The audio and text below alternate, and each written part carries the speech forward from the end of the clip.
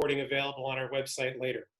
With that, I'm going to introduce Liz Ogilvie, who will be facilitating today's session. Liz is director of the Springfield Food Policy Council. She's board chair of Gardening the Community, and she's a member of the Collaborative Steering Committee. Liz?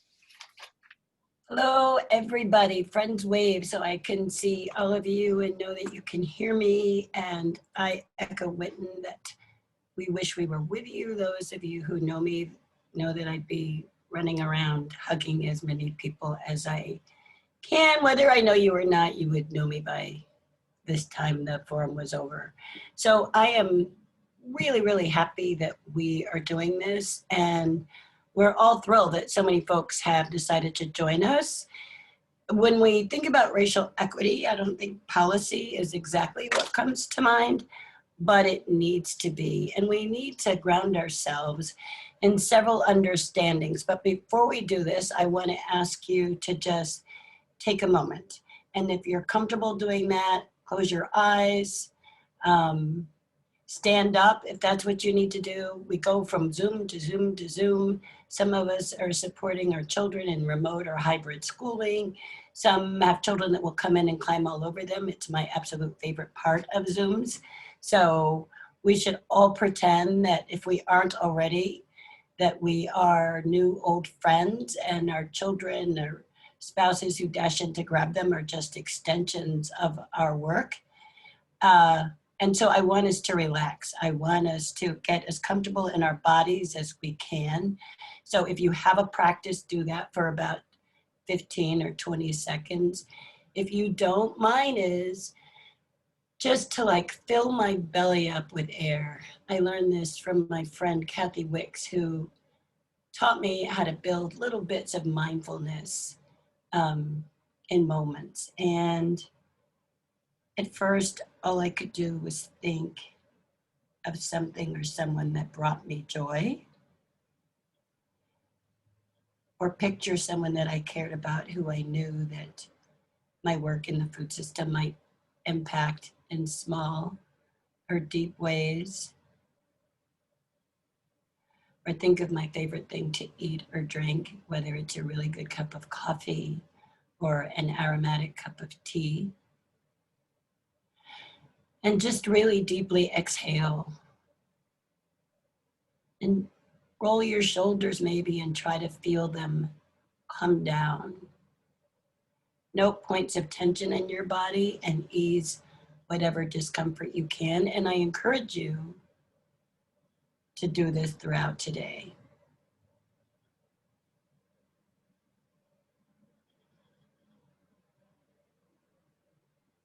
So when you're ready, come back.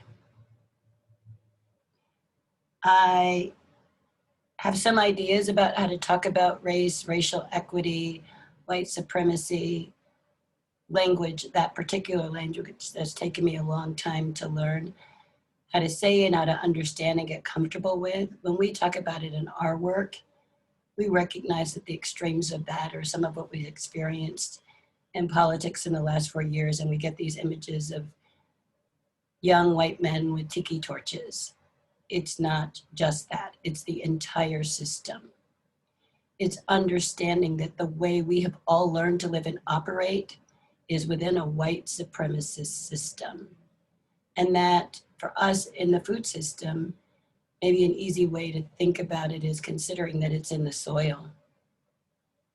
So it's not about us starting with the plants or the seeds or how we water.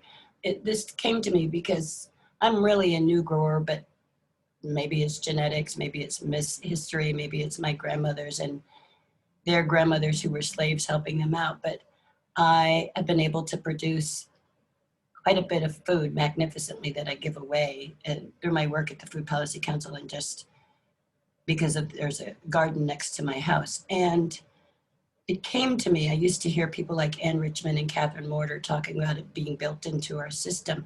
But as folks began to say to me, my plants won't grow, what's wrong with them? Am I overwatering them?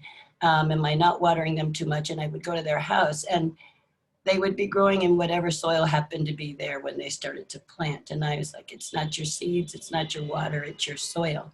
And that's really what we have to understand about our system. is that it's not baked into anything. It is just what it is. And so we have to clean our soil before anything is really going to grow. And so the work that we do together is a part of that. We don't even need to test. We don't need to call our friends at UMass Extension. We just need to assume that the soil we're working in is not healthy. And we have to assume that we have the capacity, through our ability to get comfortable with discomfort, to make it healthy. I think I've come to talk about race in the food system because it's just so clear. It's where it is. It started with land that people think someone who looked like many of you discovered when people had been here for at least 12, 15,000 years before they got here. And the Mayflower was not the beginning. The landing of the Mayflower on this continent was not the beginning. Europeans had been coming here for a long time before that. And indigenous people had been working to live collaboratively and working to defend themselves. And once people of European descent were able to dehumanize indigenous people, people who were on this land, it became quite easy to go off and kidnap people who look like me. And I don't use slaves, I use enslaved, because we need to own that these were acts of complete violence that were done to people. And owning it, there's no value in the shame that sometimes white people have. It's just understanding that we've been taught a single narrative. And we have a moment now where we get to broaden that narrative. And we get to call everybody in and include them in writing a new narrative.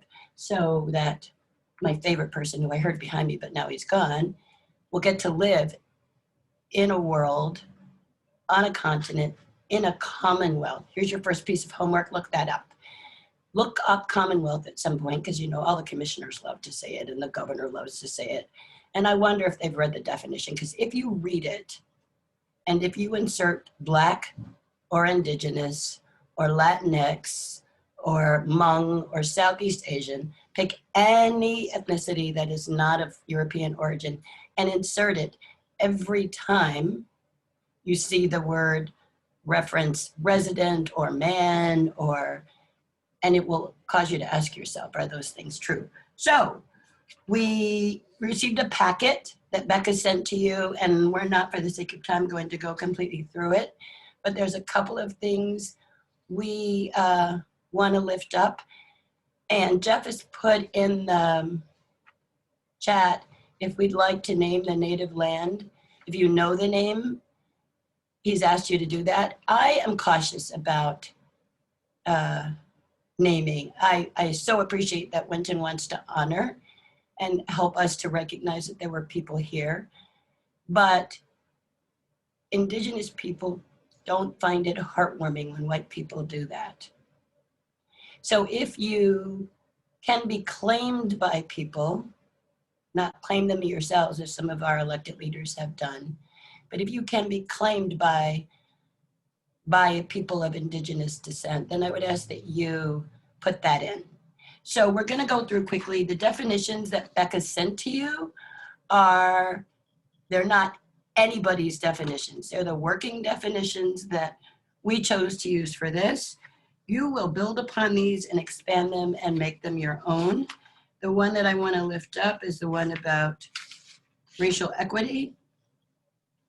And you can read for yourself, so I don't need to, but the first line is, racial equity is a condition that would be achieved if one's racial identity no longer predicted in a statistical, I have a list, so that word's a challenge, in a statistical sense, how one fares. I would add to that, it's not just statistics. People of color, BIPOC, Black, Indigenous, and other people of color are not numbers. We're whole human beings who have the same human experience that you have. It is unfortunately day to day, no matter what our socioeconomic status is, dramatically different from yours. And the real hard work, when people say what to do, it's us. We have to start with ourselves. I'm not comfortable with this because I'm Black. I'm comfortable with it because it's my practice. It's my yoga, it's my run, it's my march, it's my sign on letters. And so it's easier for me. I challenge you to make it yours. I would like for the panelists to introduce themselves because I've been talking for a minute. And all of us, I didn't model well. When you speak, if you speak, we should say our name, our pronouns, or organization. So I'm Liz, I'm with the Springfield Food Policy Council.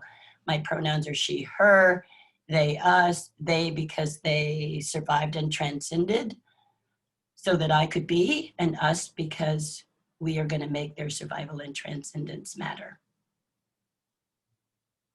John Waite, why don't you start us off?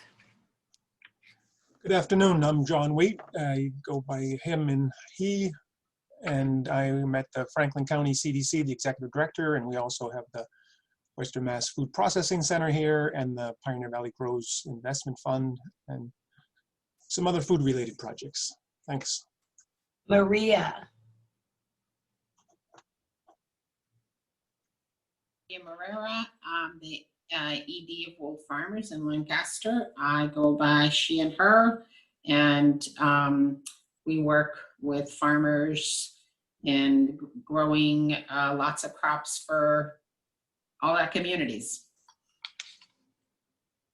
And we are also expecting Jen Faigel from Commonwealth Kitchen. Jen, my screen is full and I don't see you, but if you start talking, I will see you. I'm here. I got you, my friend. I was a minute late. My apologies. Excited to be here and just much appreciation to Liz for setting us off and grounding us in a really powerful way. So thank you for that. Jen Faigel, she, her. I am the executive director of Commonwealth Kitchen. We are Greater Boston's nonprofit food business incubator and development center, and a great partner to many of you on this panel, and excited to be here. So thanks. So our panelists will each tell you in about 5 minutes about their work and how they're struggling with racial equity in their work. And the frame that I hope you'll take away, the question that you want to ask about their work and about your own work is your work racial equity? Are you working to embed that in your work? Are you looking for opportunities for that?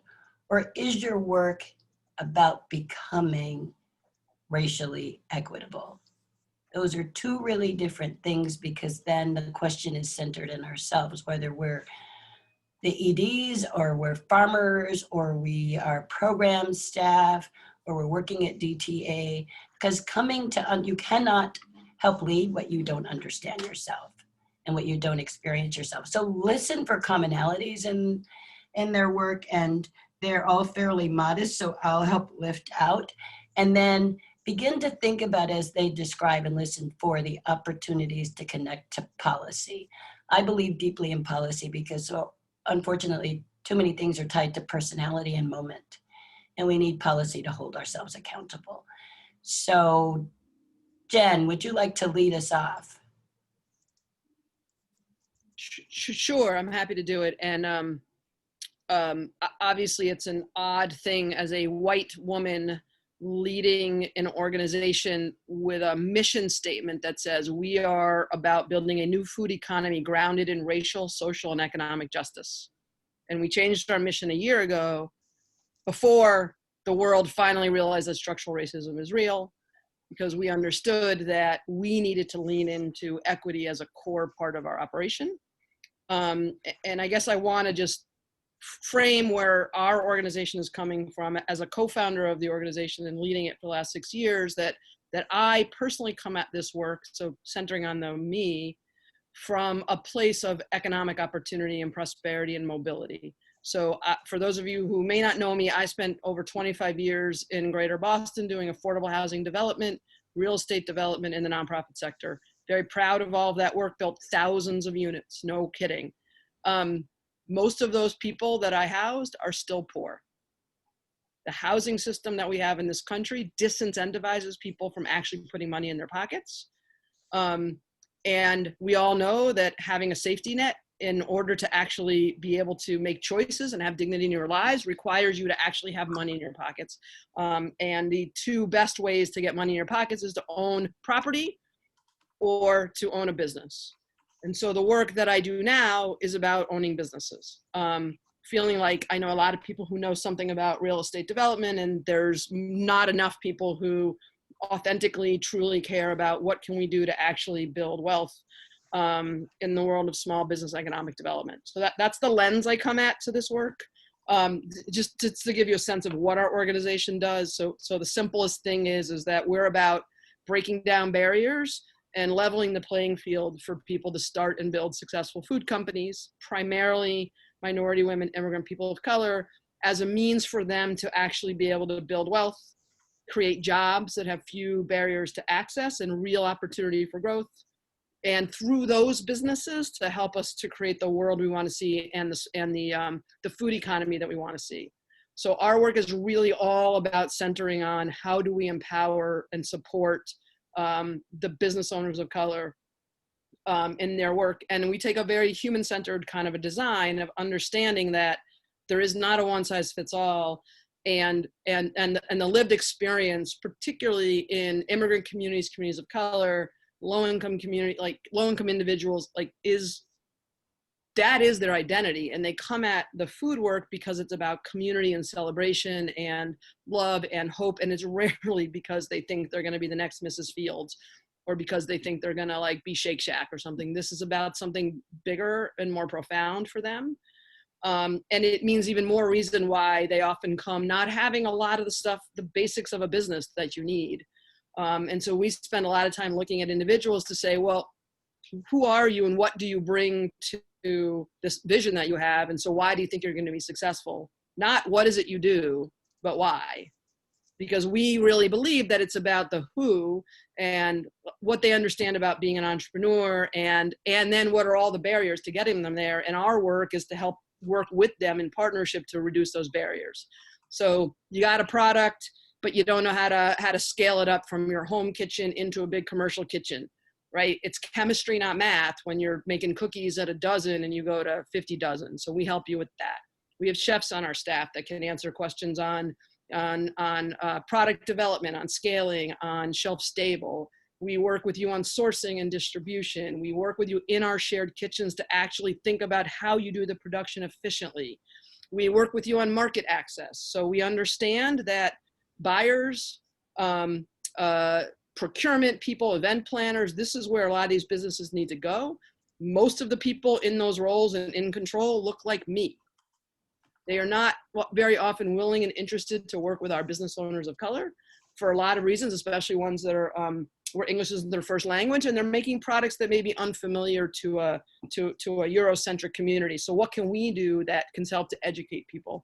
So our work is really trying to get rid of the friction across the entire supply chain. So how do we build relationships with distributors to say, no, I know, but try the Haitian pickles, or try the Ghanaian Shito sauce, or whatever it is, and understand how incredibly powerful and wonderful these things are. And then to work with the buyers. And so that's everything from Whole Foods. We got 4 businesses into Whole Foods in the last 6 months in the middle of COVID, all 4 owned by people of color. We are going to be doing something at Stop and Shop in the next couple months, so stay tuned for that. That'll be interesting. We also, pre-COVID, did a lot of work with institutional accounts. So we were having products on menus from our businesses at places like Harvard and MIT and Boston Children's Hospital and UMass Amherst. And again, this is all about trying to break down where the barriers are to create the pathway for businesses to be successful. And as part of that, then the next step for us will be thinking about access to capital. For me, when I think about this work, the last piece I'll say is just that what I find to be so powerful about what we do, and related to this conversation today, is that we are in it with our business owners in an incredibly deep way. And I remember having the opportunity to hear Brian Stevenson from the Equal Justice Initiative speak about a year ago. If people saw the movie Just Mercy, and that's his autobiography, incredible, read the book, see the movie. But he talked about this whole notion of being proximate, that if we're not proximate to one another, we don't understand. We don't know what those issues are. But when we are, we immediately become connected and engaged. And I will tell you that I have 50 businesses that are people I would not in any other situation have the kind of deep connections that I do now. And I'm a better person for it. And I know that because I can tell you what they had for breakfast. I can tell you who's fighting with their partners. I can tell you, right, and understand what those relationships are like. And that kind of authentic partnership, and where the power dynamic has been changed because I need them just as much as they need me, I think has made it an important relationship in how we as an organization go forward and how we try to really live our values. And that just feels like the gift to me of doing this work. And then just the last thing I'll say in terms of what it means as a white woman doing this work is I recognize privilege. I understand my privilege for a lot of the things that I am. And my job, as I find it, is to make the connections and then get the hell out of the way. That the important point is that I do have access and I do have relationships. And my job is to make sure that I make those connections. I do it with values aligned partners. If you're not values aligned, I don't want to put you in front of anybody else. But if you're values aligned, my job is to make sure that I'm not holding power and control. I am sharing it and bringing and pushing it out into the community. And so our work, that's the reason we do as much as we do on things like institutional and access to market, is because if the business owner has that relationship long term, it gives them confidence, it gives them strength, it gives them resilience, it gives them the ability to continue on over time. And so that's kind of how I think about centering what I do every day on this particular topic. Thanks so much, Jen. And just so everyone knows, we're going to ask the panelists to go through and talk about their work, and we're going to work really hard to keep it to 5 minutes. I failed miserably modeling. They will do better than I did. And Maria at World Farmers is going to talk about her work next. I hope that you're going to work to capture themes. We are, and we'll leave time for questions before we go into breakout sessions. I heard Jen talk a lot about concepts that are foreign to us. We are taught to build fiefdoms. That's the key to success and the key to wealth. And so running an organization, a business in the way that she does with this level of intentionality around recognizing that and not moving towards it is pretty profound, and I know a heavy lift. Maria does that in her work really beautifully. I was very fortunate in Springfield Families and Children. We're very fortunate to benefit from our partnership with her on the Farmers to Families program, a policy that most of us in the food system, when we saw it coming, were like, ugh, not anticipating any good can come out of it, but we made magnificent good come out of it. Maria, don't forget to unmute yourself, Maria. Hello. I guess following, I have a screen that I'd like to share because I work better when I show you what I've done instead of talking about what I've done. But I come to this equity in the food system through access to land. Being an immigrant myself, I identify with those people who I serve through because I have had the same experience. I had I'm the executive director of World Farmers. World Farmers advocates and supports farmers from the market to from the farm to the market. We were founded in 2010, but the Fletch Farm and the work, the sharing of the land, access to land, and what I've worked with immigrants and refugee farmers goes back to 1984 when my husband and I began with the Hmong from the refugees from the Vietnam War. Currently, we have 322 immigrant refugee farmers of 20 countries. And by the way, we do no outreach, absolutely no outreach. People just show up to participate in this land access. That's how important land access is into this food system. We also provide individualized support, technical assistance, and we provide a space where farmers who've been in the program before, for longer, mentor those most recently arrived. We assist in production, marketing, and of course, let me see, I want to trigger happy. in this, because all these farmers come from agrarian backgrounds, but different climates, so they have to get used to this climate. Okay, so this is the 70-acre piece of land that's part of the Flats Reserve. It's the only privately owned land. That's why you're going to hear me today. It's all about access to land. We also operate 3 other sites, 2 others in Lancaster and 1 in Sutton, that we have, in order to serve all of those 322 farmers, we have had to expand. We're continuously running out of land. So we have the Flats Winter Farm, which is a program of old farmers. It's food grown by immigrant farmers for communities of color. And we grow over 120 different cultural crops. And this is our farmers. I'm going to go through them quickly so you can see the commitment that our farmers have to the land, to what they do, and they're happy. You know, so let me see. Okay. Also, and on the markets, they sell at farmers markets in individual spaces, but they also sell cooperatively. These are mom and dad. Mom and son at a farmer's market in the Boston area. They do sell cooperatively. These are the Burundian farmers at a church space. This is in Dorchester.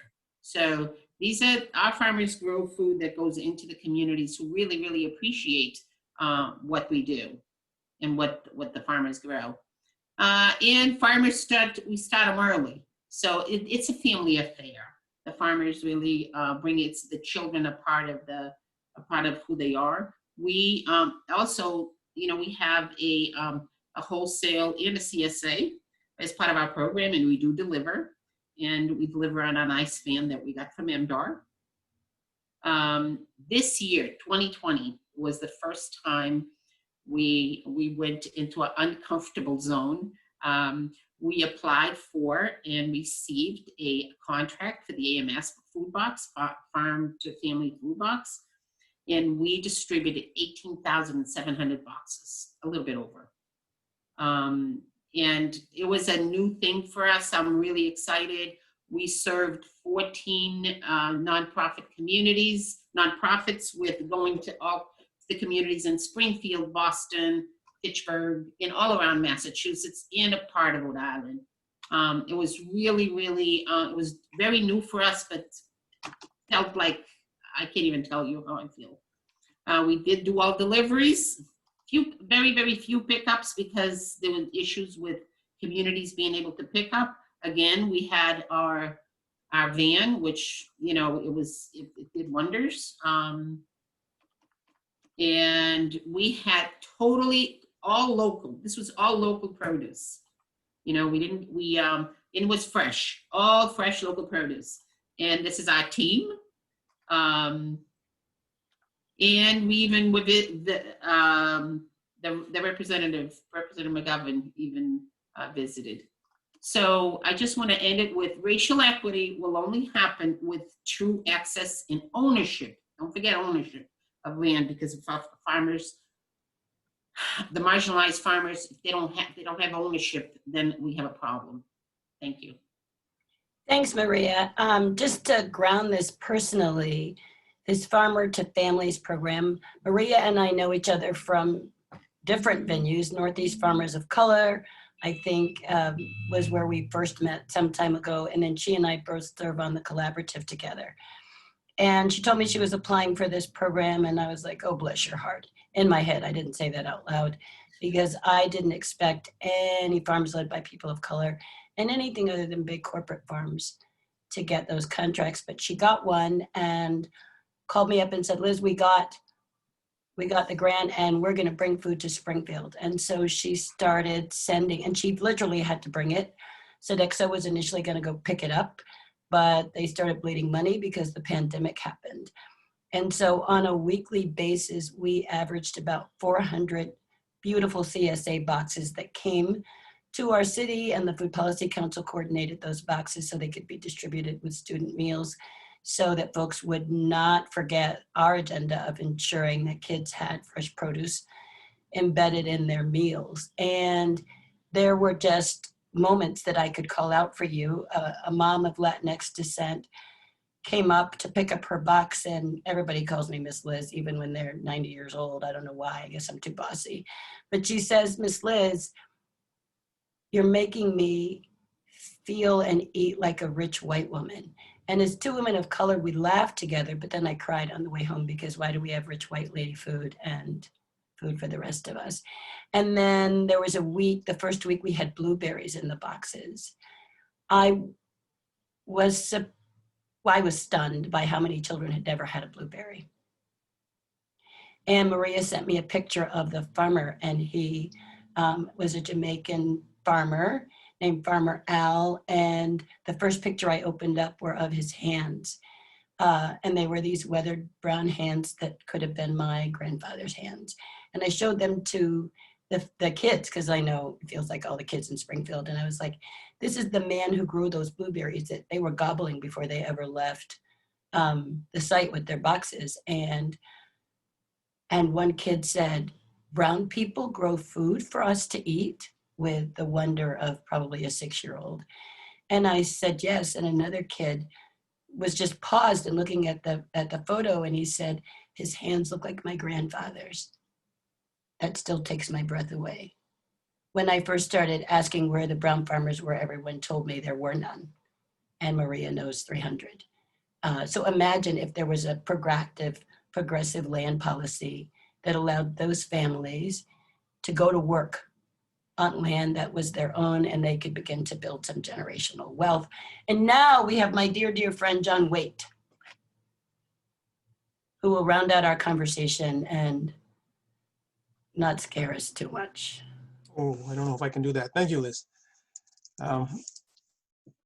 So I'm at the Franklin County Community Development Corporation, and like Jen said earlier, our mission is really to help small business do economic development. And in our mission statement, we say we want to expand opportunities to all.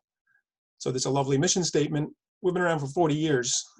And over those years, especially the last 10 years, we kind of say we're not reaching the underserved, or we use different words all the time. But we kept saying, well, we're doing a good job, so we kept plowing ahead. But a few years ago, we really started looking, I think, more closely at it and said we're really not reaching large populations, especially people of color. And so we started talking about diversity, equity, inclusion. We started talking about racial equity. And we did some learning. That was the first thing we did. Instead of just trying to come up with like what kind of new project could we add, but let's think a little more deeply about it. And you know, now we're talking about white supremacy culture at our board meetings and our staff meetings. And a couple of years ago, those words, they wouldn't have, you know, we wouldn't have talked about them. So just by reading, talking to people, you know, asking questions and listening, we're coming around. And so now we're sort of more on the same page. And I think, so you kind of have to base it. I kind of say, we all care, you know, we all start to understand, but it's when you start to feel things and you really feel it more deeply, that's when I think we can start to see some more change. So that's what we've been trying to do at the CDC. And I'm glad Liz said we're going to talk about our struggles, because we can talk about a couple of nice things we've done, but it's still a struggle. We're all working on it. So our food processing center, you know, we have a lot of equipment there, and it's so people can start their business without a lot of capital, because we know a lot of people don't have capital, but they have good ideas. They're energetic. So it's a great place for people to start up food businesses. Then we have the Pioneer Valley Grows Investment Fund. Again, we know capital is a lot of people don't have capital, and that's important to start any kind of business, to grow your farm, to grow your food business. So I want to give a shout out to the PV Grows Network, which is about 10 years old. They started a racial equity group many years ago. We had workshops, trainings, things like that. So that was a good push for a lot of us. But we're still, so there's capital there, but still we're not getting people of color, and we're not getting, you know, a lot of diverse people into that fund. So then we start thinking about what can we do in collateral and guarantee fund. We want to set that up.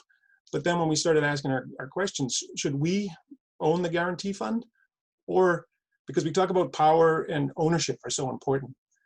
So now we're looking at, are there some other entities out there that maybe should own the loan fund itself or the guarantee fund? So there's the Black Farmer Fund in New York. We're talking to them, looking at their models. Because wouldn't it be great if organizations owned by people of color made the decisions and they had all the, they had the capital to decide who gets the next loan or not. And it shouldn't be, we're a white organization here and our loan committee is primarily white. So we really have to make those kind of changes. And then we started the, well, a lot of you helped start the Mass Food Trust program. And that's to get grants and loans out to businesses that will help get access to healthy food in low income areas. And that's a terrific program run out of MDAR. And so we've made over the last couple of years with us and Leaf. Leaf is out of Boston and we partner on that project with them. We're trying to get money and we've got a lot of success stories out there to get funds to people who are helping to get healthy food into low income areas. And so that's a great project. But myself and Gerardo runs Leaf. We went to the Mass Food Association's annual meeting about a year and a half ago. And it was interesting because all of us were very motivated to change the system and everything. And then we went to this group, it's about 45 people who are part of it's like the Grocers Association. And we went into this room and out of the 45 people in there, there were 2 people of color and 3 women. So mostly white men are still running the food system. And when it comes to grocery stores and supermarkets. And that kind of, it just reminds you that we can do so much great work at the grassroots, but we got to start moving things. And that's where a lot of these systems and policy change are just so vital. So I think I'm just going to leave it at that, and we'll try to have some time for questions and breakout groups. Liz, you're muted.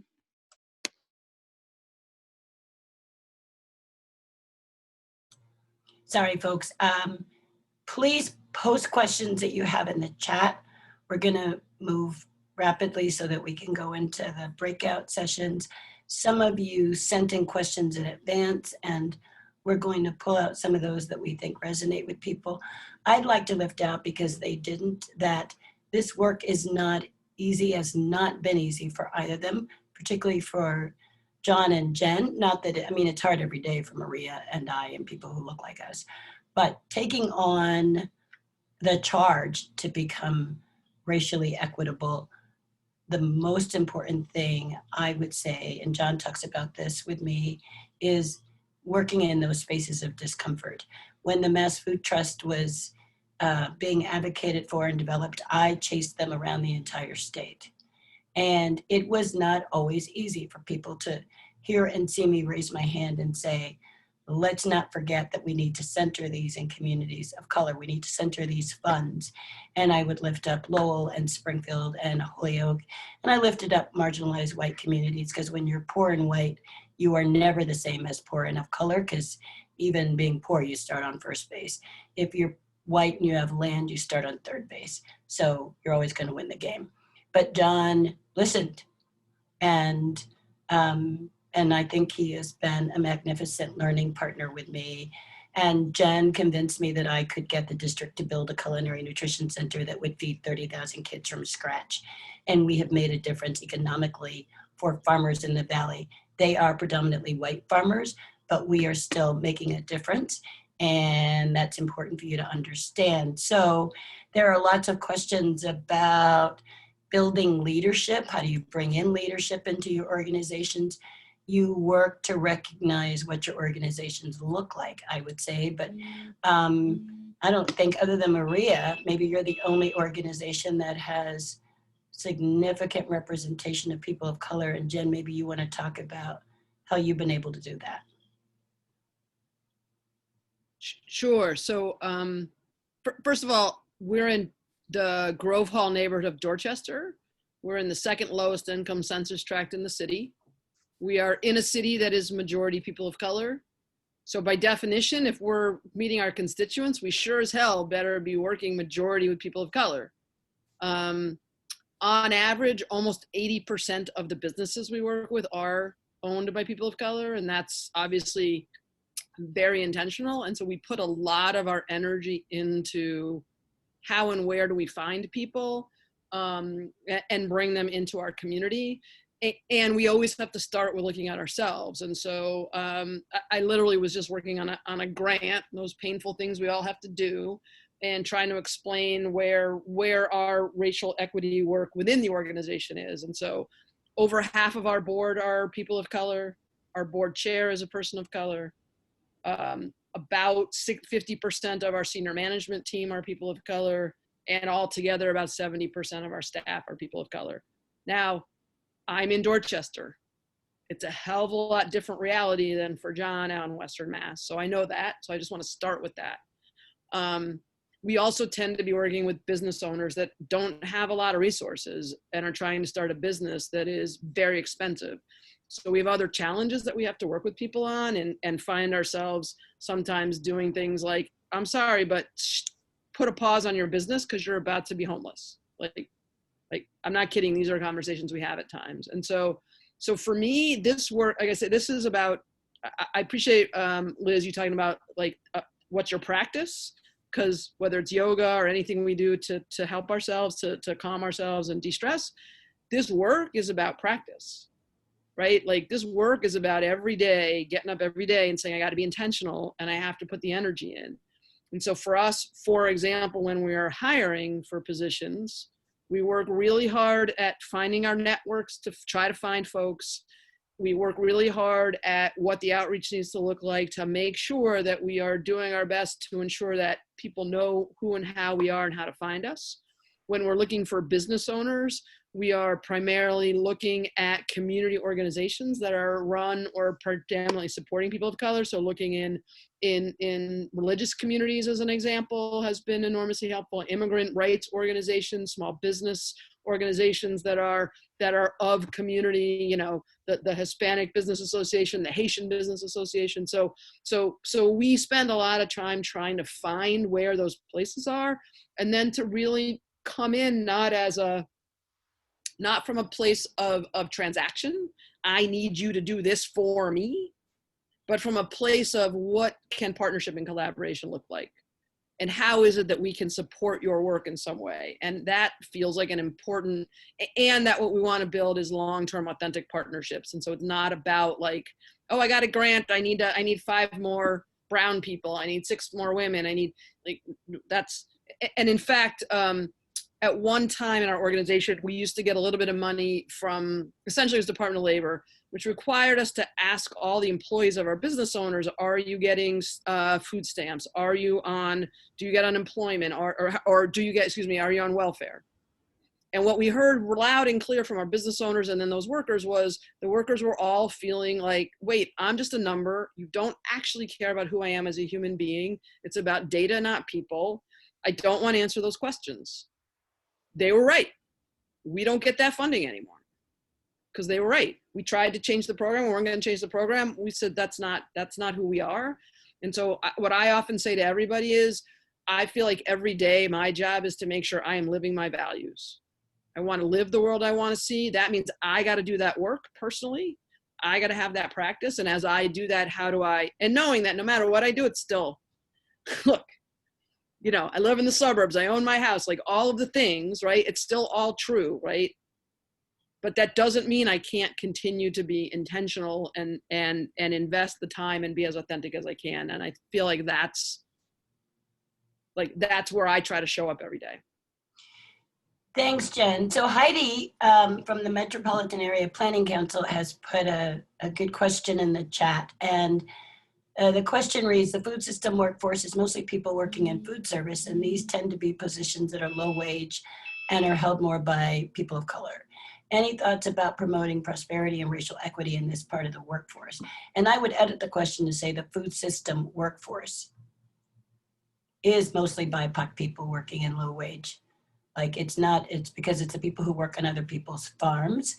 I don't use the term farm worker because most of the folks who I know who labor on other people's farms could out-farm the people who own the land, and even understanding that. And so panelists, do you have specific thoughts around how we build prosperity and equity. I think Jen sort of answered that question already, but John and Maria, if you have anything you want to add, and to both of you, if you said it before and you think it's the most important thing, say it again.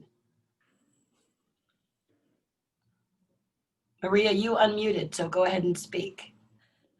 Well, I'm going to say it again because the reason why I started this work was access to land, and the lack of access that I experienced as a farmer, and I still have an issue with access to land. So I am going to say that the most important thing is access to land, because once farmers have own their own land, you know, they can grow their own food, and that's pretty powerful. And I think it's important to lift out that farmers who own land are predominantly white. That was not always the case. There was a time in this country when there was significant Black land ownership. We like to say that land was lost. You lose your keys. You don't lose land. That land was intentionally taken. It was taken within the last 30, 40, 50, 60, 70, 80 years with intention by our USDA. Racism has been policy in the United States, and it's really important to get your heads around it. Those of you who are in Catherine Sand's breakout room will hear her talk about this maybe, and those of you who know her, she gives an example of how intentionally domestic workers and farm workers were left out of Social Security initially. And so we think about that and we just think about the positions. We need to think about who held those positions when that policy was passed. It was BIPOC people, mostly Black. Had the workforce been predominantly white, that probably would not have happened. John, do you have any thoughts on this you want to share? Sure, certainly the food service industry is low paid. We've always tried to pay we have 6 production workers at our food center. We increased their wages at the beginning of COVID because this whole essential worker thing, we all sort of woke up a little bit and said they deserve more. So we increased their rates by a couple bucks. But it comes back to the cheap food issue that we all grapple with every day. That the cheap food coming from other places where they're abusing the labor. And we have to, be the model and not. We have to pay people the real prices, and that food should be sold at the real cost. And so that's something that we have to keep talking about and fighting for. And again, it comes back to some policy change at the same time.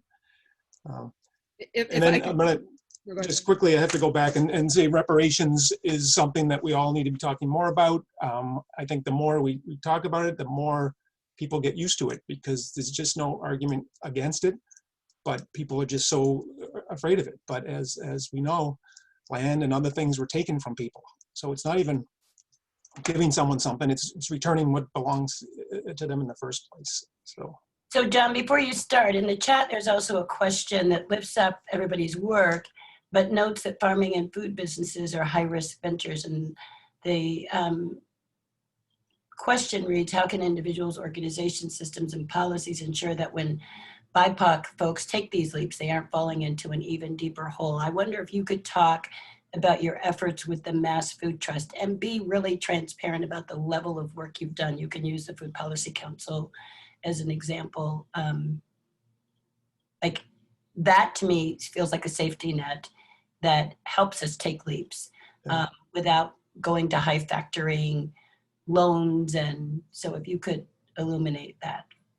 Well, again, the whole banking system we know has had problems for a long time. And so to put people, the entrepreneurs, at high risk and high interest rates is crazy. So that's one of the reasons for the food trust. And people need more. We can do $50,000, $100,000, $150,000 loans, but they probably even need more. But at least part of it is sort of covered by some guarantee funds, and the state again has put the money out there as a way so they can leverage even more. But again, restaurants, Jen can talk more about that, one of the highest risk businesses out there. And so it is sort of easier for white wealthy people with rich uncles to start a restaurant. And some of them do really well. Most of them just get by. So some kind of support is definitely necessary for them. And Jen's been leading a push for both the state and the feds to put some money out there during this year in particular. Yeah, I would just want to say, Heidi, I appreciate that question. And in some ways, I feel like the answer is about needing to both create the examples and lift up the examples of where you can pay people fair wages and you can actually do good work. And where policy, so this is a policy conversation, where things like procurement and budgets, a budget is whatever budget it is, that is a statement about your values. And if we as community, as government, as buyers of anything, don't like speak with our dollars, then we get what we get, right? So in the world we are, where we're used to like, you know, food, the real cost of food, no one actually knows what the real cost of food is because we're in this industrial food system. So the minute you do things like good food purchasing policies, when you change the procurement rules, we've seen this in construction. In construction, they've changed the procurement in government contracts. It's not perfect, but there's certainly way better representation of women, people of color at the workforce side as well as at the business side. Why? Because you want that work, you better do it. So there is a place here where I think procurement is a very important play and policy is an important play. And then I think we have to like, honestly, I feel like we have to keep learning from like where again, those best lessons. And so when I think about the restaurant work, just as an example of something we are going to be working on next year and specific to this question about the employees. So it's great if we can get a business owner of color to be successful, but if their employees are not successful, what are we doing? And so we are really trying to look at what groups like One Fair Wage is doing nationally around like, let's get rid of tipping. Let's actually pay people baseline wages.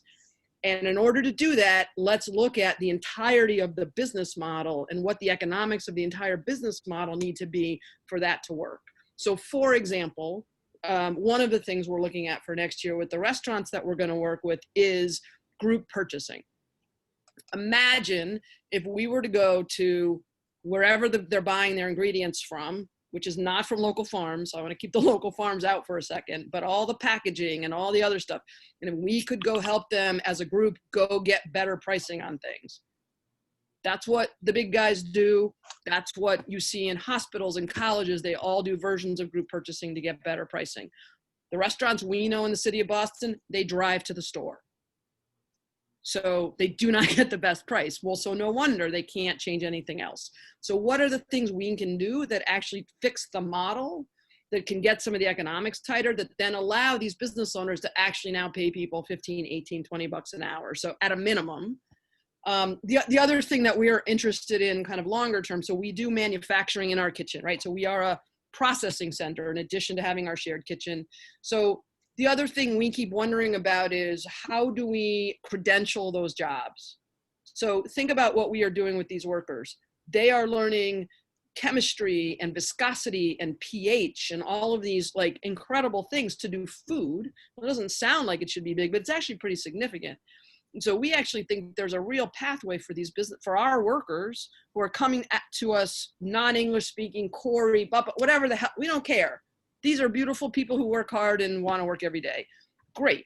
So can we now move them in through a system where they can come in and get these opportunities, and get these skills and training? What if there was a badge or a certificate where now, guess what? They could go do the exact same thing for a life science company and make twice as much. So I think all of us, I'm going to come back to intentionality about the work and what are the incentives that actually are going to force private companies to actually go into this space. At the same time, we are also looking at how we create the models and lift up the models that are actually doing the work. Thanks, Jen. So there are a lot of questions, and I get asked this question, it feels like on a daily basis.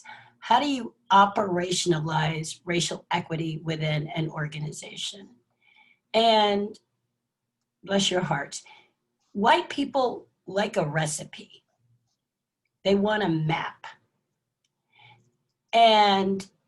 But those of you who cook regularly, maybe when you learned you were following a recipe, especially those of you who learn how to bake bread. I can't bake bread, but I can cook.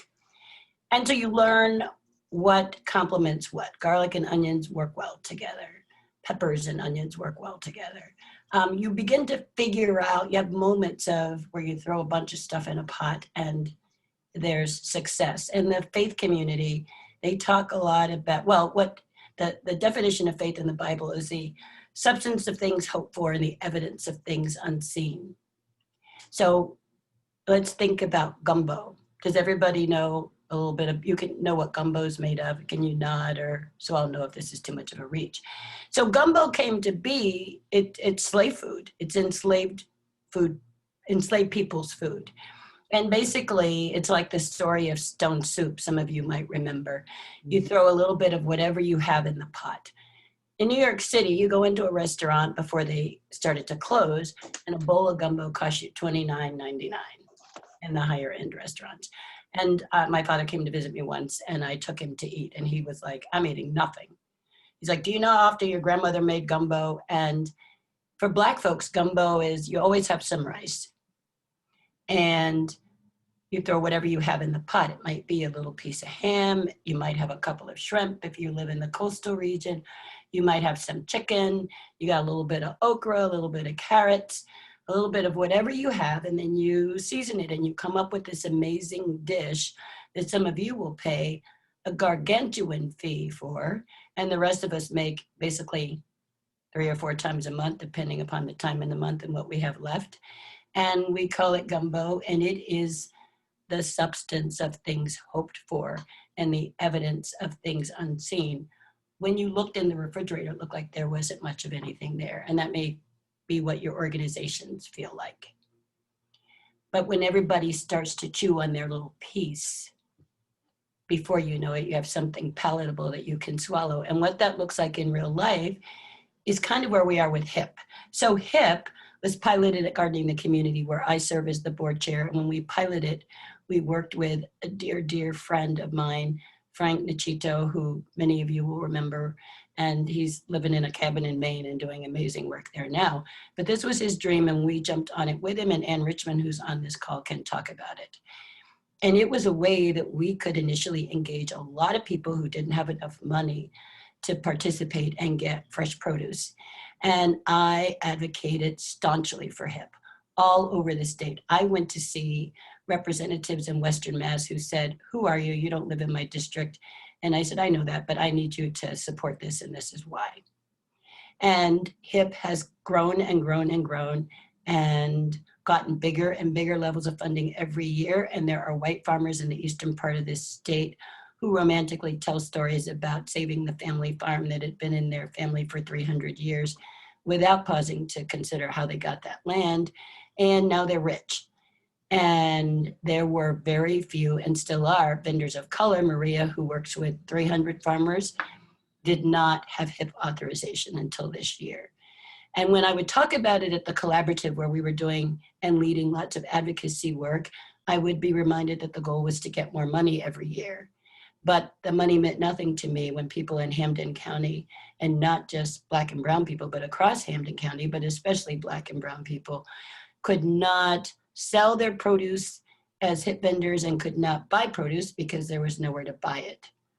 And that went on and on and on. And then finally I had just reached the end of my rope and was in tears because my neighbors are going to food pantries as their only option and hoping that there's some produce, and they are SNAP recipients unable to exercise their benefit. And I had to say out loud that HIP was systemically racist. A thing that was piloted in a Black and Latinx community, championed by Black people and Latinx people and white people, but working tirelessly, and we were marginalized within it. And so even though it was this magnificent thing that we all bought into and tied onto and worked hard for, we created something under this construct that wasn't healthy. And I think when I named it, and some of my fellow collaborative steering committee members will remember this moment maybe. And I said, I don't need you to speak for me. And I don't trust you to be able to go into a room and say, we want more money and we want HIP vendors, because that was such a place of discomfort. And those white colleagues who are deeply committed to my community mostly wanted to get the money and didn't understand that it was inequitable to just go ask for the money. And so then we started asking for both. And this year they opened up vendorship because once again, I had to make it clear that the conversations we've been having about people of color dying disproportionately very early because of food-related preventable diseases was what we were really seeing. COVID was the accelerator. And we all got nervous and emotional and responded really strongly when we heard that there were disproportionate death rates, but why were we surprised? So there is no map, there's no recipe. There are things to do and do it slowly. And sometimes you have to go back and do it over because HIP is better because we have more diverse vendors, both racially and geographically, because poor white people in the hill towns are marginalized too. So this is about intentional or targeted universalism. That's a way to begin to think about your work. We all understand that we all do better when we all do better, and scarcity isn't real. So if you target your work in ways that looks like maybe you're being disparate towards people of color, if we are creating good, equitable work, everyone will benefit. That's the only magic silver bullet there is. There is no other. There's no map, there's no recipe, and listening and learning to each other and being willing to say, ouch, when we say something hard or accidentally wrong or insensitive, and then say, no worries, I forgive you, and keep putting at it together. That's the magic bullet. And I would be thrilled if there was someone either on the panel or even in the audience who has anything they want to add to that. Just wave and if I don't see you, unmute yourself and jump in. We have just a few more minutes before we go into the breakout rooms. And if not, there's another question that I'd love an answer to. How can we create a common structure for ensuring complementary policy goals across sectors that advance racial justice? I'm not even sure I know what that means. How can we create a common structure for ensuring complementary policy goals across sectors that advance racial justice? Whomever asked that question, would you unmute and help us understand what you're asking, and maybe folks can help?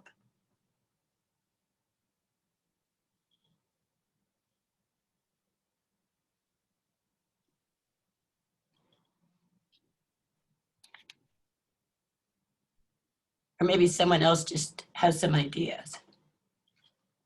So I can try. I mean, I think honestly, Liz, this is sort of what you just said, which is that like, there's lots of unintended consequences of things we might think we're doing that are beautiful that don't, and particularly in the food work, I think all of us can acknowledge that the siloing of this work is one of the biggest challenges. I find myself very often being the only person in a group talking about the things you just heard me talk about. Economic prosperity, equity, small business, right? I'm often with a bunch of people talking about health and food or farming, and we speak different languages, and that's okay. Because in fact, we need all of that. And just as we're talking about this from the racial equity lens, the same thing, if we're not asking those questions and centering our work in the people who are most affected by this and working through what's the potential, all the potential domino effect, I think we miss the mark. And so just like a super simple example of this for me is pre-COVID, we used to have an annual event in our parking lot. And we just we were deciding when we wanted to do it, what was it going to be. And we decided to do it on a Friday night because Saturday didn't work and Sunday didn't work. And there were all these events, whatever the reason was. And we heard from the Boston police that they were worried about us doing it on a Friday night because we're in Dorchester. And I heard from some of my white funders, well, do you want me to come to that event? Because it's in Dorchester. And so we stopped for a second and said, well, wait a minute, should we not do it? And then we talked to our business owners and like, what the hell are you talking about? Like, it's like any other neighborhood. Like, why don't we have this?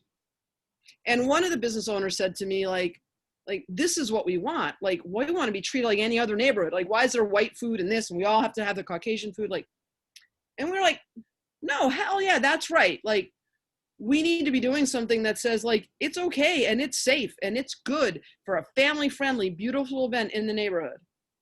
And honestly, I'm not sure we would have done it had we not talked to and then heard from our business owners of color and listened to them to say, yes, we need to do it. And that event now is a signature event that has, I don't know, 400 or 500 people come to it every year. Super fun, obviously not this year. But a very simple thing. And so I look at this and think, like, again, like, where is the lens? How are we separating silos out or getting rid of the silos? And how are we making sure that representation matters? It just does. We all have to put the energy in. And I guess just the other thing I want to say as a white ally in this work, and Liz started with this about, like, being uncomfortable. It's okay. You're gonna do something stupid. You're gonna say something stupid. You have to assume that the people in the room are there because they care and that they're coming from a place of love, and so are you. And your job as a white ally is to say something, even when it's uncomfortable. And again, that's okay. And white allies will say it's not Liz's job. It's not. I want you to understand that this is not like, I don't champion this because I like to torture white people, even though my 11-year-old hears lots of my Zooms and he thinks that I do. White people are harmed, deeply harmed in ways that they can't articulate by this racist construct. And folks don't even realize that they've lost the most important and precious thing that any of us have, and that is our humanity. Because when you learn how to live in this kind of construct, the essence of who you are begins to erode and disappear. Think about your babies. Those of you who've had them, those of you who have friends who have them, they come absolutely perfect.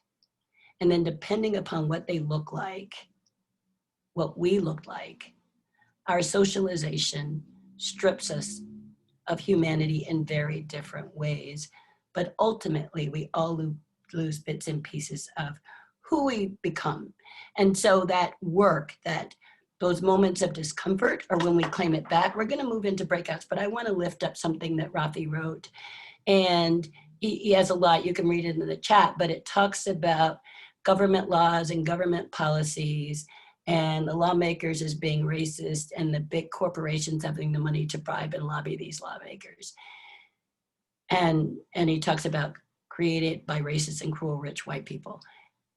I know plenty of rich white people who are as generous as my grandmothers were, who feed people from the chickens in their backyard. I have a friend who raises chickens and has plenty of wealth, and she would bring extra eggs to me all summer. So that woman who said she felt like a rich white lady was also eating beautiful farm fresh eggs that I couldn't afford to buy. Who elects the lawmakers? We learned a lot about ourselves during the last 4 years, lessons we needed to know. White women ran around the day after the election yelling, "This is not who we are." You didn't see Black women getting on the buses with you because we knew exactly that this was a part of who we are. Not a whole, but a part. And 70+ million white people voted for someone who has worked to just undo our democracy. I don't even need to get to the racist stuff. And even though I was 3/5 of a human being in that Constitution, I believe in the promise of it. And you need to believe in the promise of it and manifest it. You need to live your lives in ways every single day that you are fulfilling the promise that has been broken to all of us. And we need to decide who we're going to keep electing. And I don't know that I used to think there was a secret conversation between lawmakers around how we're going to keep the Black people down. It's worse than that. We've just internalized that this is where those people are supposed to be, whomever those people are. For a long time, it was you. It was white women. So if we could undo that, you could certainly undo this. And now, oh, my grandmother's hands. John, I love that book. John Waite has lifted up a great book that can help white people understand how you are harmed. And I want to be very, very clear that the harm is not equitable. I don't want any of us to be harmed. I don't want white people hurting all the time. But you are, and you don't even know it and acknowledge it. So let's change the hurt. Let's have a different kind of growing hurt rather than a binding up hurt. And now the conversation's going to go down to how many white women voted for Trump. And that means if 53 white women voted for Trump more than 4 years ago, and a good number of you still did, and your white men who did, they are your sons and your dads and your brothers and your uncles and your cousins and their friends. That's why the work has to start with us. And now you're my family, you're my posse. That's what Evan calls Catherine and Anne and Maria, and mostly other white women who are in this work with me. Jamie Potter, and you're in my posse. Devon's in my posse, and you're in my posse. You're all in my posse now, and we are a force. You have within you what you need to do this work.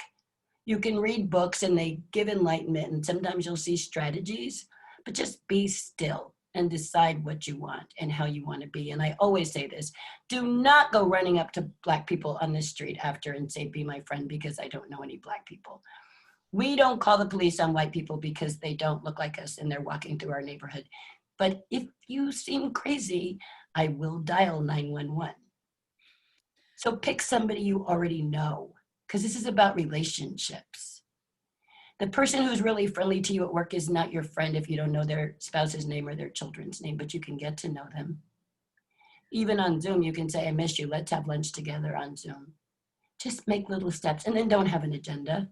Just pretend it's another person who maybe looks like you, if that helps you get through the first conversation. Because we like to talk about a lot of things other than race.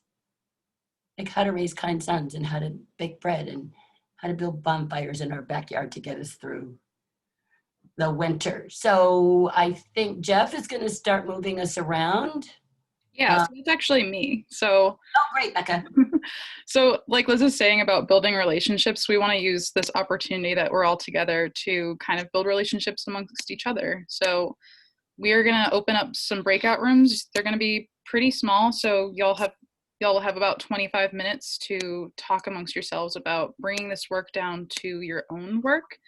I will post some discussion questions in the chat box for y'all to review, but they also went out in the attendee packet earlier today. And we really want you to dive deep, get into the discussion. We're really looking